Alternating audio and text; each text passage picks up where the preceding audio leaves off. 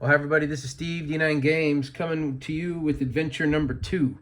So adventure 1 was the North Shore. You remember I showed a map and did some bullet points for each section, and I left one section with a question mark because you always want to have a little flexibility when something comes up from the information you harvest from your players. So this one is adventure 2, and I'll see if I can get this in focus here. So adventure 2 is going to be on the island, country, Erland. So Ireland, the smaller landmass west of Great Britain.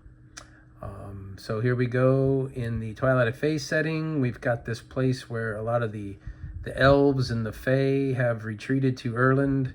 Of course, in our current campaign, the Romans are taking over from the south, working their way up. They've already overwhelmed Londinium, and they're moving in toward and infesting Hoden Bay so far. So they're still on the south part of the continent, but here we are. Now we're talking about Erland for Adventure 2. As you can see, I've got the top section with some points of interest, and then I've got the bottom section, which is going to be this video. So I have 9 locations marked off.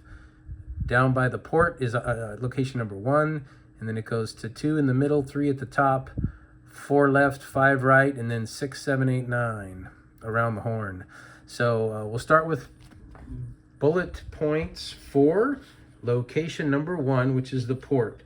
So what I put for the port was Port Village, a lot of elves. So this is heavy elf. This whole Erland section is mostly elves, but then as you'll see in the bullet points, I've added some things.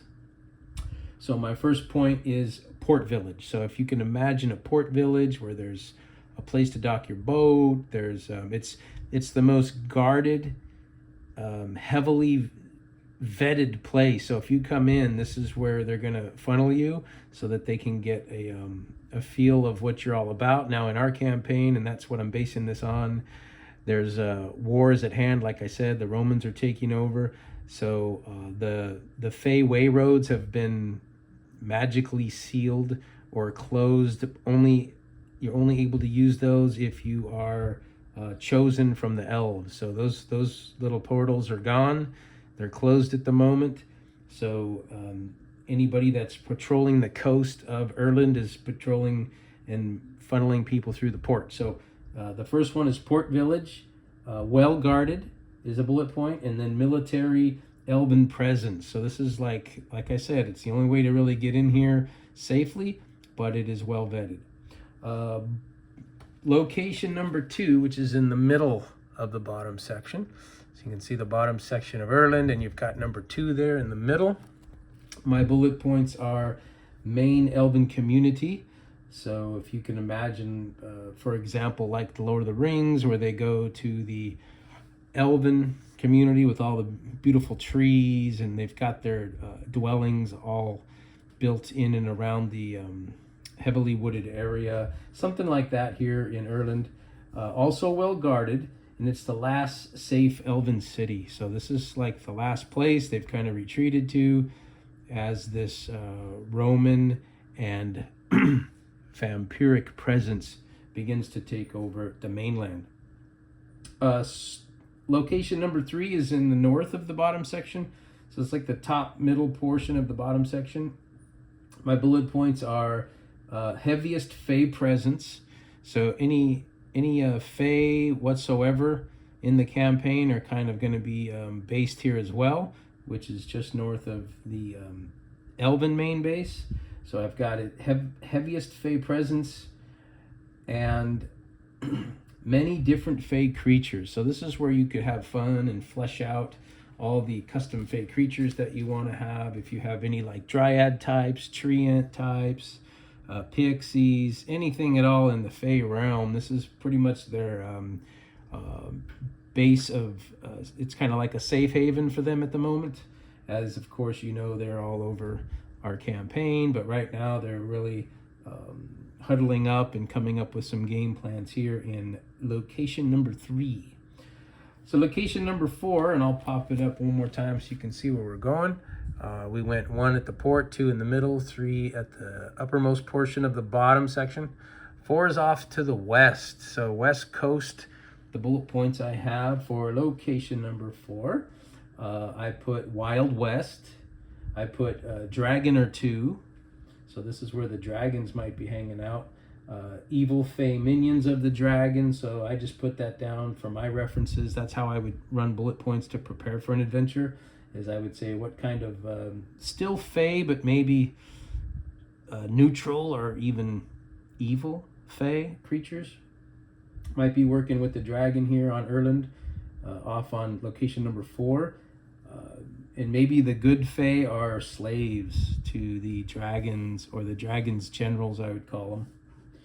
And then last would be beaches. So as far as this entire Erland is concerned, at least in my campaign, and yeah, we try to base it off of Ireland of today and of old, but we always have to keep everybody on their toes. And so number 4 would be probably where the beaches are. And then, of course, you look at the other side, on the east side of the bottom portion is number 5. I'm going to say that's a little more cliffy, maybe wooded, but not as many beaches. So let's jump over to location number 5. It's on the east side of the bottom portion. The bullet points I have on 5 are well-established elven family communities. So maybe not as political, but maybe just where a lot of the elven families live. And they are all the way off to the cliffs of the coast there. So I have cliffs, naturally protected, and coast patrolled. So a lot of the elven military patrols on the water are going to be going obviously all around the entire Ireland or Erland, but they patrol heavily there to protect the elven families.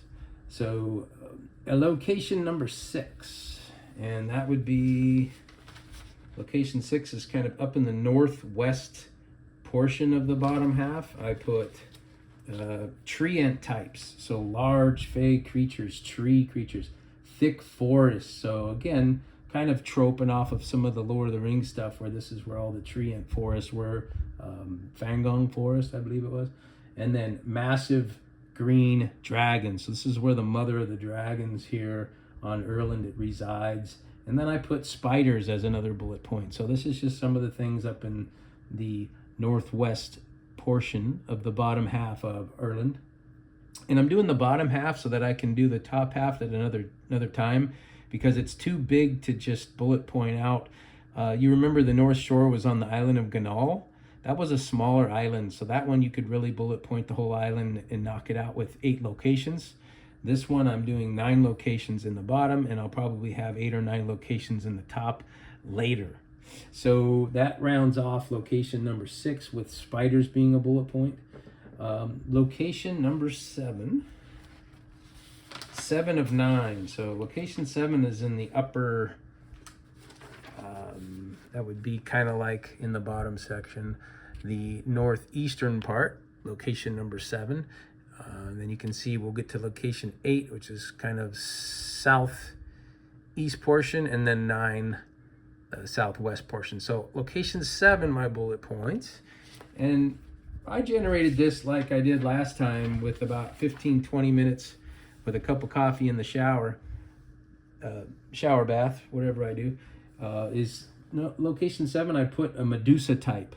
So some type of fey, like high level lord of the area with her.